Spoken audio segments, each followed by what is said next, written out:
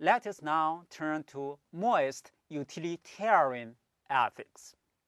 From the discussion of Mohist politics, we already see Mohist's emphasis on doing good to serve the interests. What heaven and spirit desire is for man to be prosperous, to be secure, to live in peace. Sages and worthy men model themselves on heaven.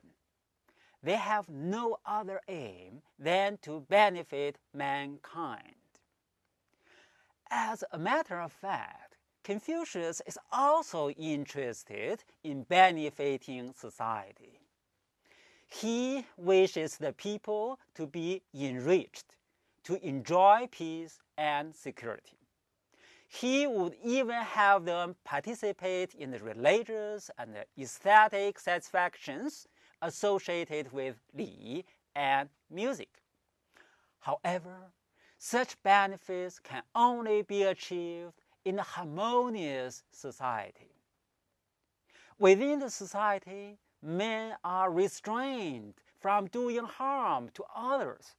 They will be cultivated to overcome their own individual passions for self-interest. A noble man is supposed to constantly scrutinize his own motives so as to achieve the larger social goals.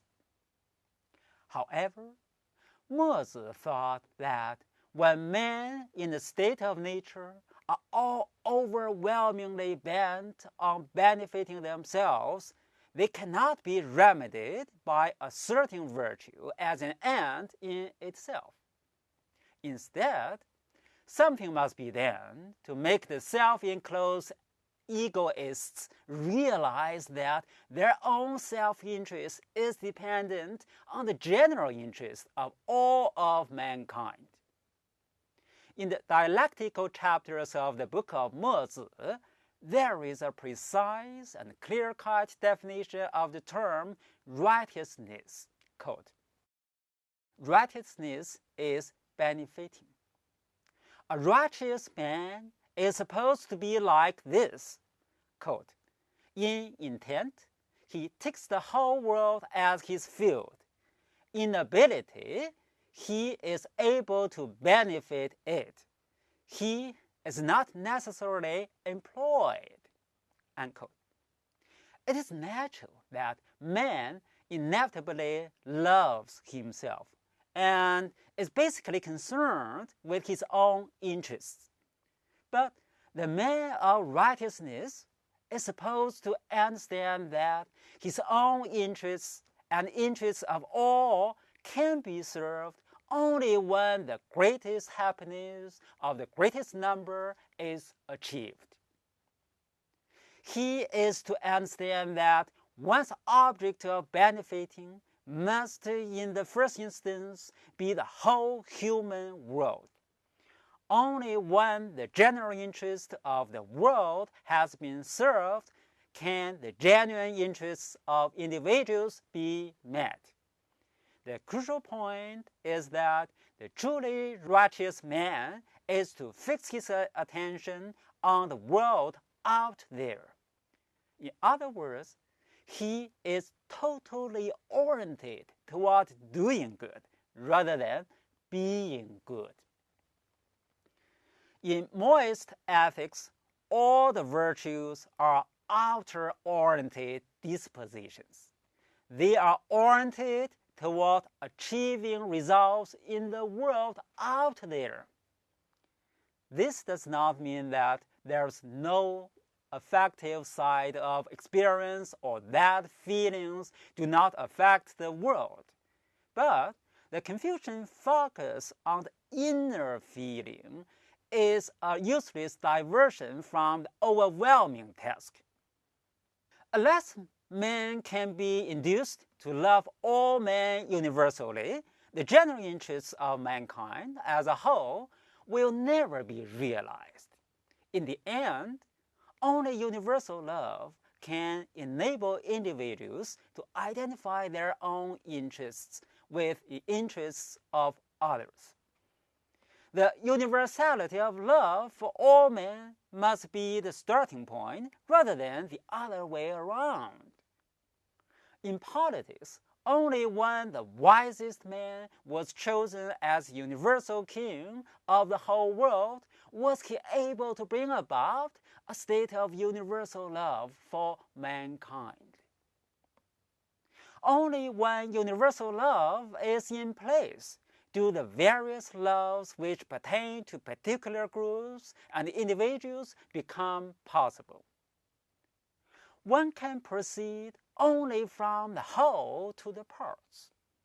Quote, if we could cause all men to love each other universally, to love others as they love themselves, would there any longer be any infidelity? One would regard one's father, elder brother, and ruler as regards oneself. Unquote. It is only with universal love that partial loves becomes possible. Otherwise, all these groups become particular collective egos, in constant conflict with each other and with the interests of society as a whole. When the founding sages established the state, they did in fact create a kingdom of universal love. Later on, the kingdom of universal love degenerated.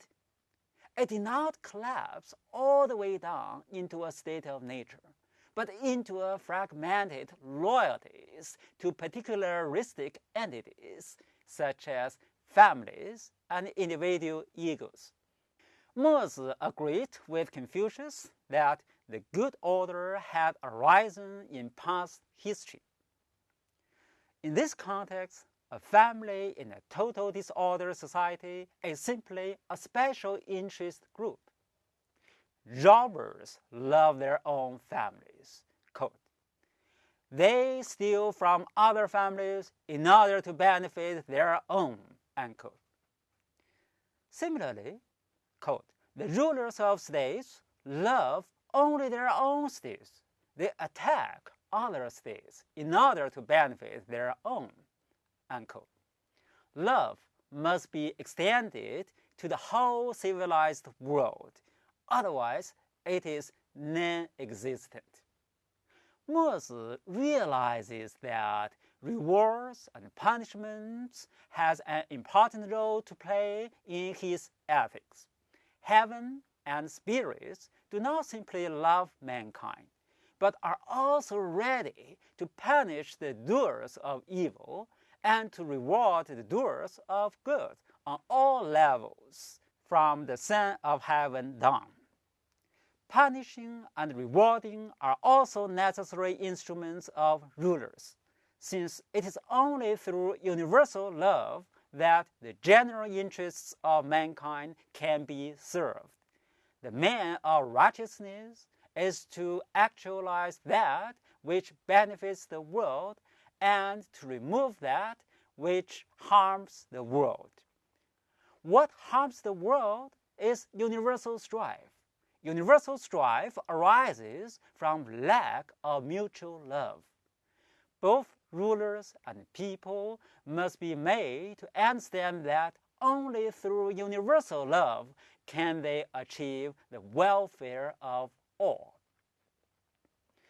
The rulers could have their interests served in wealth, security, and peace only if they realize that they can enjoy these goods only in a world where universal love prevails.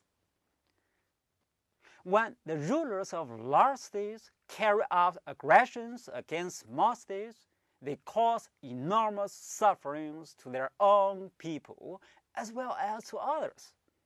In the end, they will incur the wrath of heaven and spirits. Heaven and spirits love mankind impartially and will punish rulers who inflict suffering on men. The righteous man of worth uses every argument possible to persuade the rulers into loving universally and benefiting all men.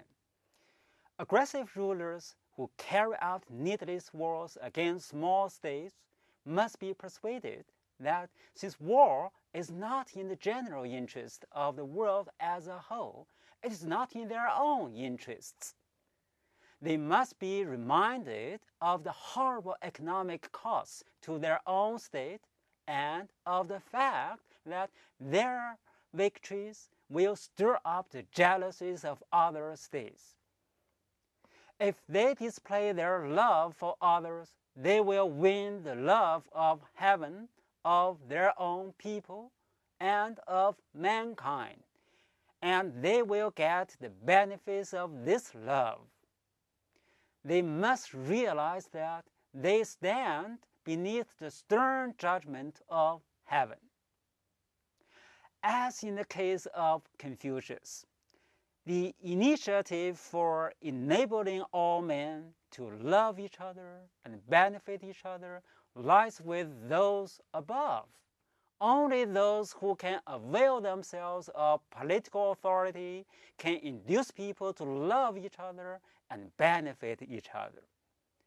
The doctrine that, quote, respectful behavior is of no benefit and crime does no harm, unquote, would undermine all efforts to establish a system of rewards for good behavior and punishment for evil behavior.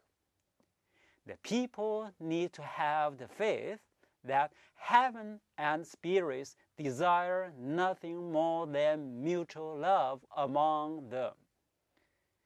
Getting rid of the waste of substance and energy involved in useless rites and music, bringing an end to wars of aggrandizement, will enormously lighten the burdens of the people and convince them of love and care of their rulers. They will gratefully respond to this love. The people will learn to appreciate the benefits of mutual love, and only then will their more particularistic relations be illumined by love. Righteousness takes the whole world as its field. Filiality takes parents as its field. Fidelity and other more particularistic commitments do not cease to exist.